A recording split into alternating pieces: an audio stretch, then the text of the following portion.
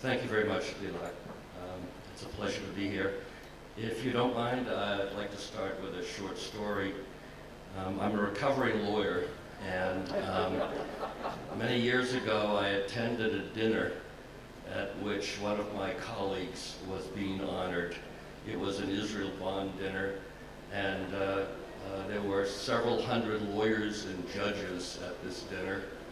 And the keynote speaker that night was Rabbi Harold Kushner, who I think most of you probably know was the author of the book, When Bad Things Happen to Good People. And Rabbi Kushner began his remarks that evening by saying that he had been advised that if the speaker wanted to have his message remembered by the audience, it was important for the speaker to be able to express the key message in 10 words. And Rabbi Kushner then said to this audience of lawyers and judges, "Our daughter graduated from law school and needs a job."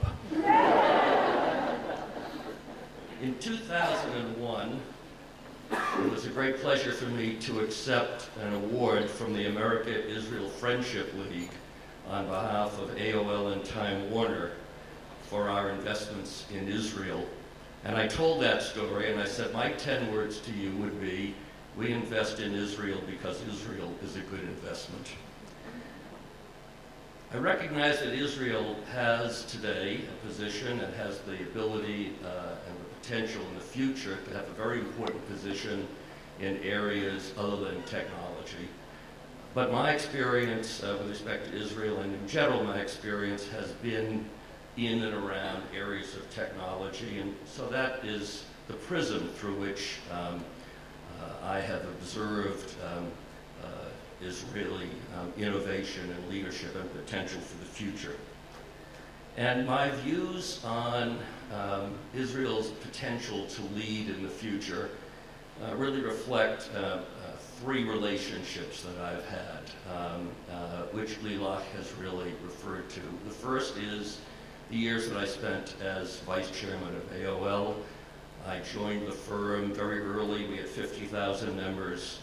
It worked only on Commodore computers, and we felt that we could change the world, and in some ways we did.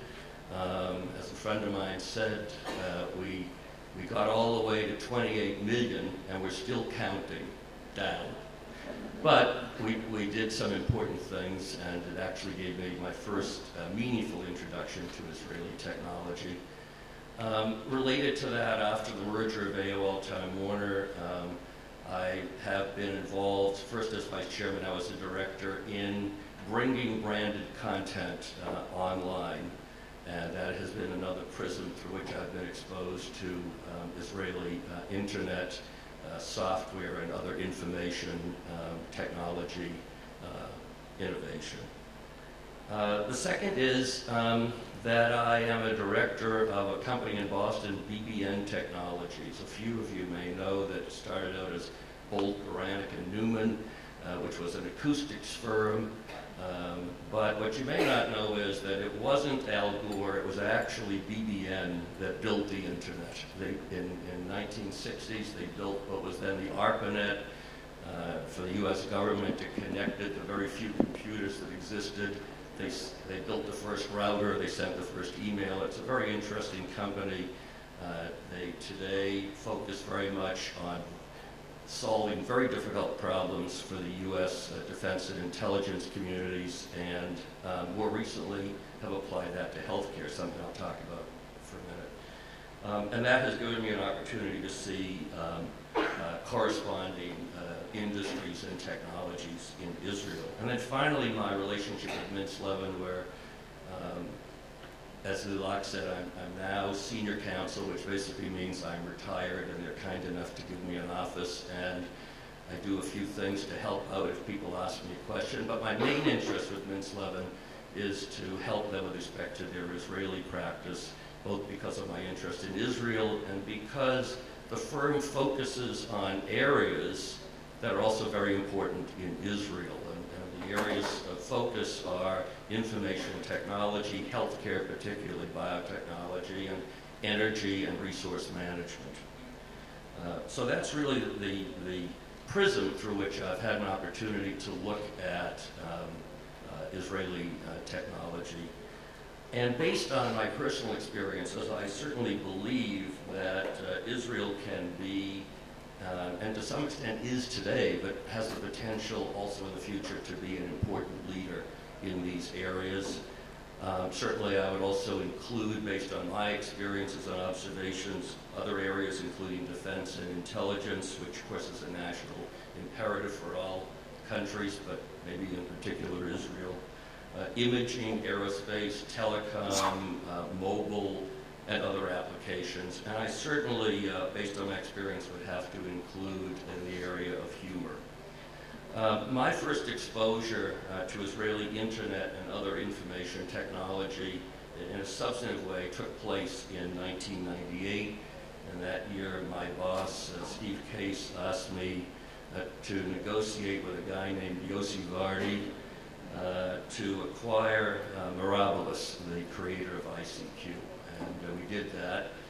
And ICQ, as you know, was founded by 4 young guys, including Yossi's son, Arik, and with very, very little investment. They built an online community that at the time had over 300 million downloads. And today, I think, still is a prime example of the power of viral marketing and also the ability of Israelis and Israeli ingenuity to create significant value with limited resources. After Yossi and I made this deal in which I agreed to pay $407 million for ICQ, AOL sent in an army of lawyers and accountants to do due diligence, and one of the young accountants asked Yossi, Mr. Vardi, in order for us to carry this on our balance sheet at the $407 million that Mr. Novack has agreed to pay, we need to understand how we're going to generate revenues, because that will be important to our convincing our auditors that we can maintain this value. And Yossi looked at the young guy and he said, if you don't know how to build revenues in this business, you shouldn't buy it. And if I knew, I wouldn't sell it. Some of you attended, as I did, the ceremony at which the government unveiled 3 new postage stamps here in Israel honoring 3 companies, one of which I'm very proud to say is ICQ. One of the young men who was involved in founding it said, I'm sorry, Mr. Novack, it's the lowest denomination stamp, but they told us it will be used the most. So Yossi says now when he tells the story, because he was given a stamp, he says now I can say that it was worth $4,007,035. And I told him now I understand how we're going to get revenue, because ICQ is now going to deliver snail mail. So that was my first exposure, and I have to say that that glimpse of what Israel could do in the internet and in communications, including certainly but not limited to the consumer internet, so impressed me that I asked a fellow that ran AOL Ventures and reported to me to find more investments that we could do in Israel. And although we never invested in funds, I said to him, why don't you pick out 4 of what you think are the best venture capital funds in Israel? And over the next year or so, we invested in something over a dozen. Yossi thinks it's 15 or 17 companies. And we also invested in 4 venture funds, including one that is represented in this panel today. And some of the companies in which we invested, companies that you know well, companies like Shopping.com, Net2Phone, etc. And I have to say that overall we did very well, and it gave us further insight into the leadership that Israel has, and which I believe it can maintain in the area of the internet and information technology.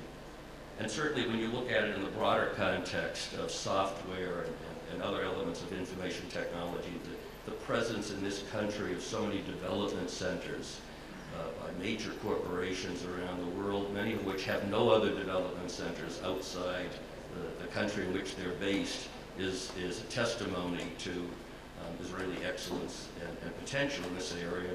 That would include folks against we have competed like Microsoft and Google and of course many others. My experiences have also led me to the belief that Israel has an opportunity to be a world leader in healthcare, including biotechnology. As many of you know, there are still, I would say, difficulties in the biotechnology area, particularly in the middle time of bringing something of promise to the point that it can attract serious capital.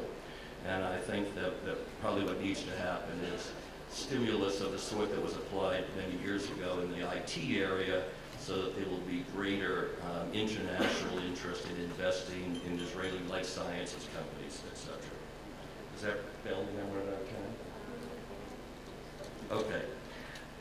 So of course, everybody knows about Teva, everybody knows about devices. A couple of years ago when I was in Israel, I was having lunch with the Weissman, and the director invented in Udi Shapiro, from whom I had bought a company called Ubique, and he and the people in his lab are the ones that are developing computers that live in human cells.